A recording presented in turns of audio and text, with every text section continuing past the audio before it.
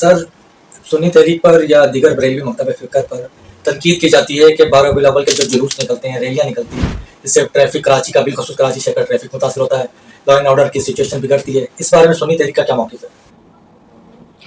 دیکھیے، جہاں تک ٹریفک کے متاثر ہونے کا تعلق ہے، میرے خیال میں اس دن جو گورنمنٹ نے چھٹی کی ہے وہ مقصد ہی صرف عید میلاد النبی کو سیلیبریٹ کرنے کی وجہ سے ہے.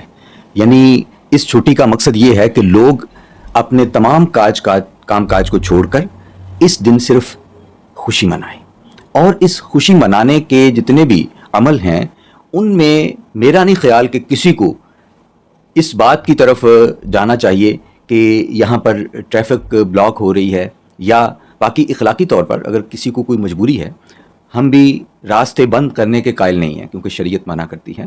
باقی روڈ پر چلنا، اور چونکہ ہمارے شہر کراچی کے اندر کوئی ایسی شاہراہ نہیں ہے کہ جس کا متبادل نہیں ہے، تو چونکہ یہ ایک اعلانیہ وہ پروگرام تشکیل پاتے ہیں، ایک تو اعلان چھٹی کے ساتھ، دوسرا ہر ایک کو سالہ سال سے اس بات کا علم ہے، تو میرا نہیں خیال کہ ٹریفک سے اس دن کوئی پریشان ہوتا ہے. بلکہ دیکھنے میں تو یہ آیا ہے کہ پورا شہر کراچی، یعنی جہاں بھی مسلمان بستے ہیں اور کریمہ کا علیہ الصلوۃ والسلام کی دل میں محبت رکھتے ہیں، وہ سب اس دن سڑکوں پہ ان کے نکلنے کا مقصد ہی خوشی کو منانا ہے، خوشی کا اظہار کرنا ہے.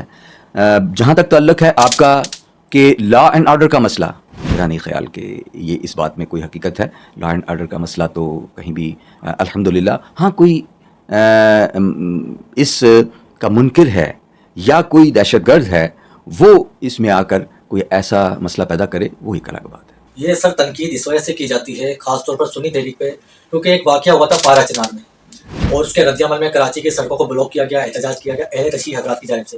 اس دوران آپ کی ویڈیو تیزی کے ساتھ وائرل ہوئی، جس میں آپ نے کہا حکومت کو الٹیمیٹم دیا 24 یا 48 گھنٹے کا کہ اگر ان روڈ راستوں کو خالی نہیں کروایا گیا تو سنی تحریک اپنے لائے عمل کا اعلان کرے گی. تو جب آپ ان کو منع کر رہے ہیں، ان کے اوپر اتنی سخت تنقید کر رہے ہیں، تو پھر آپ کو کس طرح اجازت ہے؟ نہیں، یہ آپ کو غلط فہمی ہوئی ہے. ہمارا ویسے تو یہ بات پرانی ہے.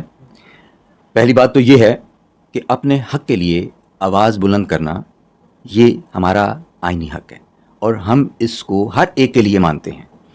اس وقت بات بیٹھنے کی نہیں تھی، بات بیٹھنے کا جو مقصد تھا وہ اس پر ہمیں اعتراض تھا. کیونکہ اس وقت اس احتجاج کے نتیجے میں جو مطالبہ کیا جا رہا تھا وہ کیا جا رہا تھا کہ گورنمنٹ کی طرف سے پارا چنار کے اندر امن کی خاطر یہ فیصلہ ہوا کہ فریقین اپنا ناجائز اسلحہ جمع کروائیں گے. اور اس فریق کی طرف سے جس کی بات آپ کر رہے ہیں، پورے ملک میں دھرنے صرف اس لیے دیے گئے تھے کہ گورنمنٹ اپنے اس اقدام سے وہ دستبردار ہو جائے، اور صاف انکار کیا جا رہا تھا کہ ہم ملک کو جام کر دیں گے، ہم ملک میں جو ہے وہ افراتفری پھیلا دیں گے اگر ہم سے اسلحہ لیا گیا.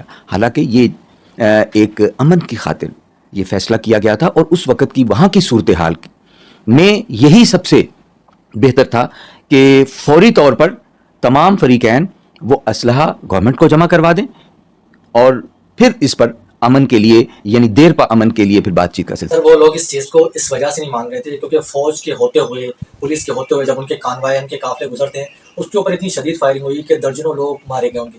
اس وجہ سے وہ یہ کہہ رہے تھے کہ جب ہم فوج کے ہوتے ہوئے فوج ہماری حفاظت نہیں کر سکتی تو ہمیں اسلحہ رکھنے کا حق حاصل ہے. ان کا احتجاج اس وجہ سے. دیکھیں، جہاں تک ہمارے علم میں ہے، ان کے اوپر جو کوئی حملے ہو رہے تھے وہ رد عمل کے طور پہ ہو رہے تھے. پہلے ایکشن ہوا ہے، پھر ری ایکشن. بہرحال یہ بحث بہت لمبی ہے، اس کے لیے تو بڑے دلائل ہمارے پاس بھی موجود ہیں جو وہاں کے لوگوں سے ہمیں ملے. تو یہ کوئی ایک دو روز کا مسئلہ نہیں تھا، بلکہ یہ کئی دہائیوں پر محیط وہاں پر یہ مسائل ہیں جن کا جو ایک وقت میں آ کر کبھی کبھار وہ عروج پکڑ لیتے ہیں.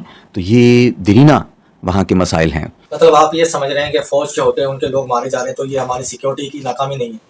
آپ اس کو یہ تو ایک الگ مسئلہ ہے. سیکیورٹی کی ناکامی تو 100% ہے.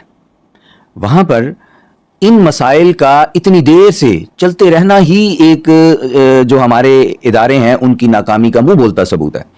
میں سمجھتا ہوں کہ یہاں پاکستان کے اندر جہاں پر بھی کوئی اس طرح کے واقعات ہوتے ہیں, دہشت گردی ہوتی ہے, بیرونی مداخلت ہو یا یہاں پر اندرونی جو فرقہ واریت ہو جس کے پیچھے بھی بہرحال بیرونی ہاتھ ہیں, ان سب میں نااہلی گورنمنٹ کی یہ تو ایک حقیقت ہے.